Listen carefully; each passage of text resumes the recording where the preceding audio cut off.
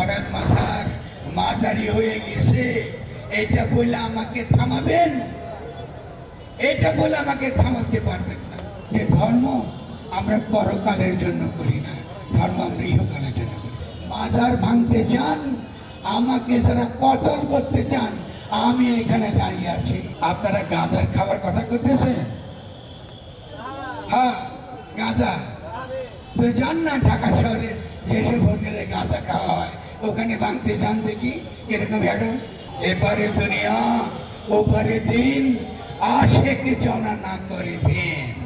যারা মনে করে এই হলো দুনিয়া আর পরকালের পরে হলো ধর্ম, এই যে বিভাজন যারা করে, আশেক যারা করে, প্রেম যারা করে, তারা এরকম কোনো ভিন্নতা, এইরকম কোনো ফারাক তারা করে না। এপারে দুনিয়া ওপারে দিন, আশেক জনা না পরে ভিন, হয়েছে মাসুকের অধীন। তারা আল্লাহর অধীন, তারা আল্লাহর অধীন।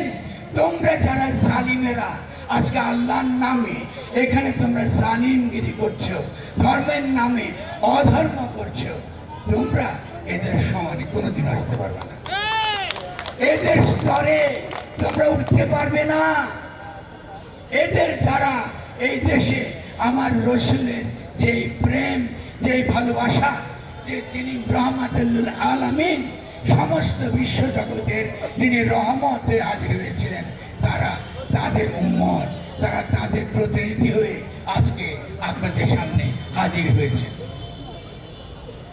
আপনারা ভাববেন না যে আমাকে তামাশা করে ফরান মাজার মাজারি হয়ে গেছে, এটা বলে আমাকে থামাবেন?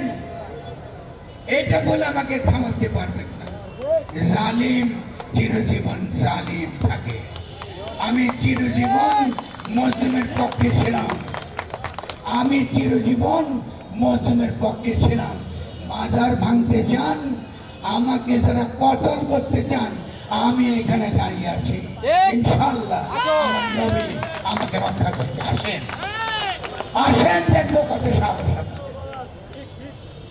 আমরা তো কখনো কতলের কথা বলি নাই, আমরা তো কখনো দ্বন্দ্বের কথা বলি নাই, আমরা তো কখনো বিরোধের কথা বলি নাই, আমরা তো ধর্ম নিয়ে কখনো তর্ক করি নাই।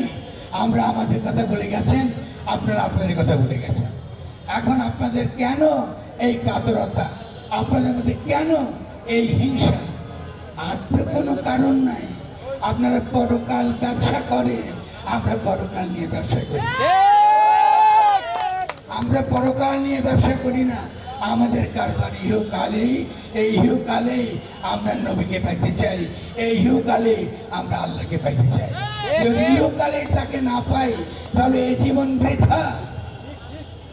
এই কালে যদি তাকে আমি তার রূপ দেখতে না পারি, ইহকালে যদি তাকে আমি দেখতে না পারি, তাকে বুঝতে না পারি, আমার চরিত্রের মধ্যে, আমার স্বভাবের মধ্যে, আমার রাজনীতির মধ্যে, আমার ধর্মের মধ্যে, আমার শিক্ষার মধ্যে, আমার জ্ঞান বিজ্ঞানের মধ্যে যদি স্বয়ং আল্লাহ হাজির না থাকে, যদি স্বয়ং আমার প্রভু হাজির না থাকেন, তার নূর নিয়ে, তার নবীর দোয়া নিয়ে, তার নবীর আশীর্বাদ নিয়ে, এই জীবন বৃথা।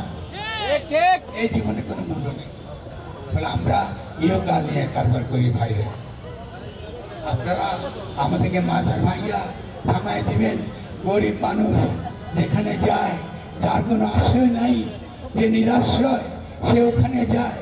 যে মাজারে সকলের আশ্রয় হয়। আপনি যে কোনো ধর্মের হন, আপনি আস্তিক কি নাস্তিক, আপনি কি হিন্দু কি বৌদ্ধ কি খ্রিস্টান, আমরা এগুলোর পরোয়া করি না। আপনি আল্লাহকে ভালোবাসেন কিনা, আমার নবীকে ভালোবাসেন কিনা, এটা হলো একমাত্র আমার বিচারের বিষয়। আমরা দোয়া করি যে সকল টাকা আমাদের মাজারগুলো ভাঙছে, তারাও একদিন আল্লাহর রহম পাবে, নাকি? তারাও আল্লাহর রহম পাবে। তাদের জন্য আমরা দোয়া করি। রে ভাই, তোমাদেরকেও ঘৃণা করি না। এই সৌন্দর্য বাংলা, এই যে ভাবের সৌন্দর্য, এই যে তার রূপ, এই রূপটা আপনারা শহরের মানুষ যারা এই রূপ কখনো দেখেন নাই, এই রূপ সম্পর্কে কোনো ধারণা নাই, আপনারা যেন কিছুটা তার স্বাদ পান, তার জন্য আমরা এখানে এসেছি। আপনারা গাঁজার খাবার কথা করতেছেন? হ্যাঁ, গাঁজা তো যান না ঢাকা শহরের যেসব হোটেলে গাঁজা খাওয়া হয় ওখানে ভাঙতে যান দেখি এরকম হ্যাডম ভাঙতে দেখি কেমন হ্যাডম। আপনার নীতি নৈতিকার কথা বলেন, আপনাদের নীতি নৈতিকা ঠিক আছে? এই সমাজ নীতি নৈতিকতা শূন্য। এই সমাজের মধ্যে যে নীতি নৈতিকতার ক্ষয় ঘটেছে, বাংলার ফকির, বাংলার দরবেশ, বাংলার বয়াতি, বাংলার পীর, বাংলার মুর্শিদ, বাংলার ভান্ডারী, বাংলার চিস্তিয়া, আপনি যেই নামই বলেন তারা প্রত্যেকে সবসময় চেয়েছে এই বাংলার মানুষের মধ্যে শান্তি আসুক এবং জনগণ দিনের পথে ফিরুক। আমি শেষ কথা বলে এবারের মতো শেষ করবো, আবারও দরকার কথা বলবো যে আপনারা গান শুনবেন, কিন্তু শহরের মানুষ অধিকাংশ সময় গানের অর্থ বুঝতে পারে না। গানের অর্থ জানে না, তারা গান করে গানের অর্থ জানে না। সহজ গানগুলো আমরা বুঝি, কিন্তু গভীরে আমরা গানগুলো বুঝি না। এই যে বললাম এপারে দুনিয়া ওপারে দিন, এই যে সহজ কথাটা, যে ধর্ম আমরা পরকালের জন্য করি না, ধর্ম আমরা ইহকালের জন্য করি। পরকালে গিয়ে কেউ ধর্ম করছে এটা আমরা জানি না। যেটা জানি না, যেটা অনুমানের বিষয়, এটা নিয়ে আমাদের কোনো তর্ক নেই। আপনি অনুমান করতে পারেন, কিন্তু কোনো তর্ক নেই। কিন্তু আমরা কি চাই আজকে?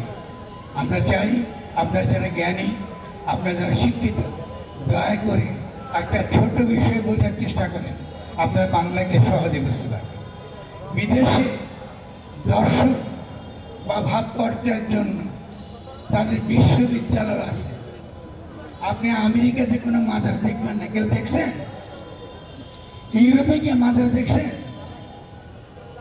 আপনাকে ইউরোপে মাজার দেখবেন, আপনার বিদেশে কোথাও গেলে মাজার দেখবেন না।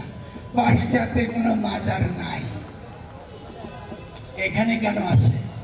কারণ মানুষের জ্ঞানের যে তৃষ্ণা, মানুষের যে প্রশ্ন, মানুষের মনে যে সকল আকুতি, তার মনে তার আধ্যাত্মিক যে জিজ্ঞাসা, সেই জিজ্ঞাসার উত্তর আপনাকে যদি সমাজে দেবার কোনো ক্ষেত্র তৈরি না করেন, তাহলে স্বভাবতই আজকে গ্রামে গ্রামে আমাদের সাধকেরা, আমাদের বিভিন্ন রকম পীর মুর্শিদ ওলিয়া আউলিয়ারা এই আকুতি, এই জিজ্ঞাসার উত্তর তারা দিয়ে গিয়েছেন।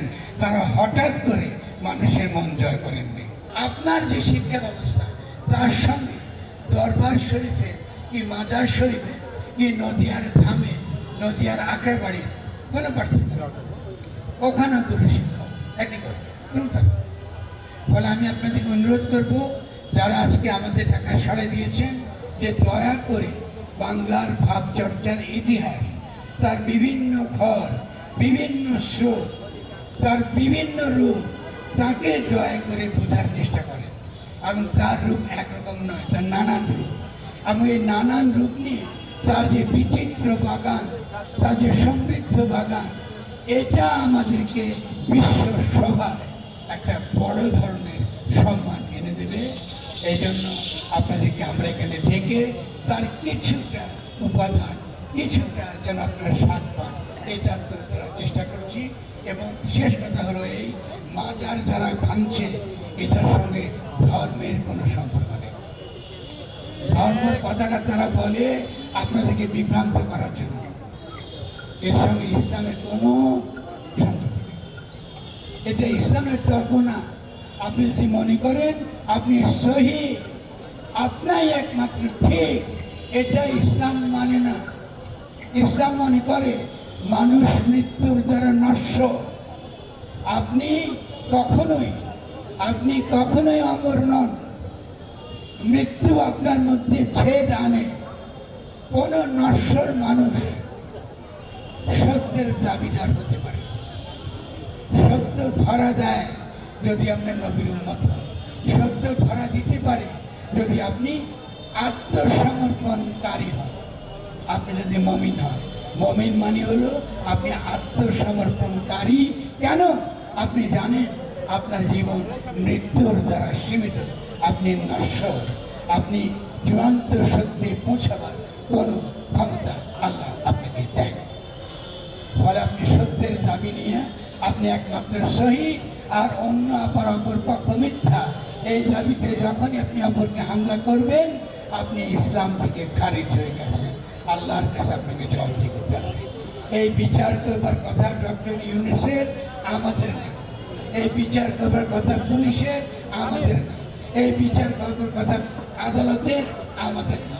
আমরা খালি আল্লাহর কাছে ফরিয়াদ জানাতে পারি। বড় আমরা আল্লাহর কাছে ফরিয়াদ জানাবো, এতটুকুই আমরা চাই। এবং আমরাও চাই নিজামুদ্দিন আউলিয়ার মনে যেভাবে আল্লাহ রহমত দিয়েছেন, রহম দিয়েছেন, দয়া দিয়েছেন, এদের মনে আল্লাহ রহম দেবে, দয়া দেবে এবং বাংলাদেশকে একটা শক্তিশালী রাষ্ট্র হিসেবে, একটি শক্তিশালী জনগোষ্ঠী হিসেবে আমরা গঠন করবার ক্ষেত্রে আমরা সকলে মিলে